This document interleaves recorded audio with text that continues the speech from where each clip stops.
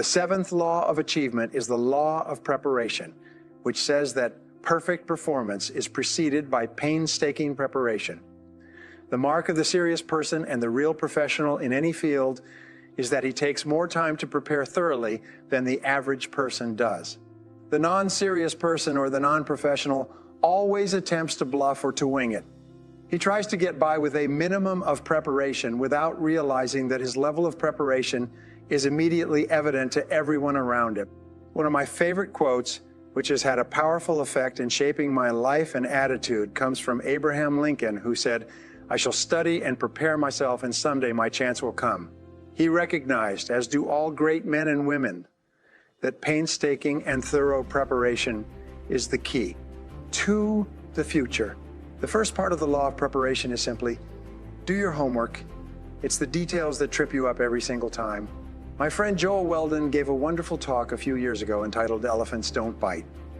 The essence of his talk was that it was the mosquitoes of life, the small things that tend to be ignored, that cause you the most trouble. No one ever gets bitten by an elephant, but people get bitten by mosquitoes all the time. His message was that if you want to get to the top of your field, you must be fastidious about the little things because, as a minister once said, good is in the details. The second part of the law of preparation comes from the business writer Peter Drucker, who wrote that action without thinking is the cause of every failure. Action without taking the time to think through the details and their possible ramifications seems to be the underlying cause of most failure in life. The opposite of this statement is that action preceded by thinking and planning is the cause of virtually every success. This doesn't mean that you'll automatically be successful if you plan thoroughly in advance, but it means that you must almost inevitably fail if you don't do it. The third part of this law comes from Benjamin Trigo, who said that if it's not worth doing, it's not worth doing well. Details are important, it's true, but you need to think through the value and importance of each detail before you overcommit your time and your resources to them. Each law of achievement is the law of forced efficiency. This law states that the more things you have to do in a limited space of time, the more you will be forced to work on your most important tasks. This is another way of saying that there's never enough time to do everything, but there's always enough time to do the important things. The more you take on, the more likely it is that you'll be forced to think, analyze, and evaluate your tasks and activities in such a way that you spend your limited mental and physical energy on just those tasks that are the most vital to your success. There are two parts of the law of forced efficiency. The first is that there will never be enough time to do everything that you have to do. The busier and more successful you become, the more true this statement will be. If you have lots of time to do your work, it means that you are underemployed, underpaid, and well along on the low road to frustration and disappointment in your career.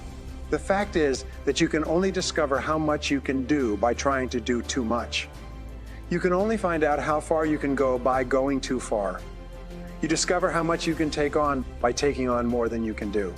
The second part of this law, which is the key question in personal efficiency and time management, is to ask yourself continually, what is the most valuable use of my time right now? Always keep yourself on track and focus on your most important responsibilities by asking yourself hour by hour and minute by minute, what is the most valuable use of my time right now? The ninth law of achievement is the law of decision. It says that every great leap forward in life is preceded by a clear decision that leads to action. All high-achieving men and women tend to be very decisive in their thoughts and actions. They think things through carefully. They decide exactly what they want, and then they make clear decisions and take action to make those decisions a reality. In your life, you've had several experiences where you've been unsure of what to do, and you've resolved your dilemma by making a clear decision one way or the other. And looking back, you'll probably find that that was the turning point for you and that everything else flowed from the decision. The ability to make good decisions is one of the most critical thinking skills of the successful man or woman. In fact, in one study, the careers of managers who were promoted rapidly were compared to those of managers who were passed over for promotion. Researchers found the one distinguishing behavior between the two groups was that the more rapidly promoted managers were more decisive in doing their jobs. The interesting fact that came out of this study was that given written tests with hypothetical problems, Both sets of managers were equally accurate in their answers. The more successful managers, however, on the job, were willing to make decisions based on their answers, while the unsuccessful managers were afraid to, for fear of making a mistake. The very act of being decisive can be the critical factor that enables you to take command of a situation and move ahead more rapidly. We found that high achievers are not necessarily those who make the right decisions every time, but they're those people who make their decisions right. They accept feedback and self-correct. They take in new information and change if necessary, but they are always decisive, always moving forward, never wishy-washy or vacillating in their attitudes toward life. The first part of the law of decision is simply this: act boldly and unseen forces will come to your aid. It seems that when you grasp a situation and step forward courageously, a series of unseen forces, most of which are explained by the laws in this program, seem to emerge and help you achieve your goals. Your very willingness to take action rather than to delay or procrastinate seems to bring universal powers to your assistance. The second part of the law of decision comes from the wonderful book by Dorothea Brande entitled Wake Up and Live. She wrote that the discovery that changed her life and the lives of thousands of others who heard it from her in her public talks was the simple success formula that says, act as if it were impossible to fail, and it shall be when you imagine that your success will be guaranteed if you simply take action and you act on that premise. A whole series of forces begins to support you and move you toward the attainment of your desires. So when in doubt, act as if it were impossible to fail and push forward. The third part of the law of decision comes from the famous Nike commercial, which says, just do it. These three words really summarize one of the great formulas for success. Just do it. So be decisive, go for it, take a chance, act boldly, and unseen forces will come to your aid. The 10th law of achievement is the law of creativity. It says that every advance in human life begins with an idea in the mind of one person. It's ideas that you generate that enable you to solve your problems, overcome your obstacles, and achieve your goals. Ideas are the keys to the future. It's hardly possible for you to achieve anything of note except to the degree to which you think and do something new and different from what's been done before. All it takes is a small innovation to lay the foundation for a fortune and great success in life. The first part of this law says that your ability to generate constructive ideas is, to all intents and purposes, unlimited. Therefore, your future potential is unlimited as well. Ideas are a mode of transportation, a vehicle that you can use to take you from wherever you are to wherever you want to go. Your job is simply to generate as many ideas as possible. Evaluate them carefully against your current goals, and then take action on them. There's virtually no obstacle in life that you cannot overcome with the power of thought, with the power of creative concentration, with the power of ideas. The second part of this law comes from Napoleon Hill, who said in his famous words, "Whatever the mind of man can conceive and believe, it can achieve."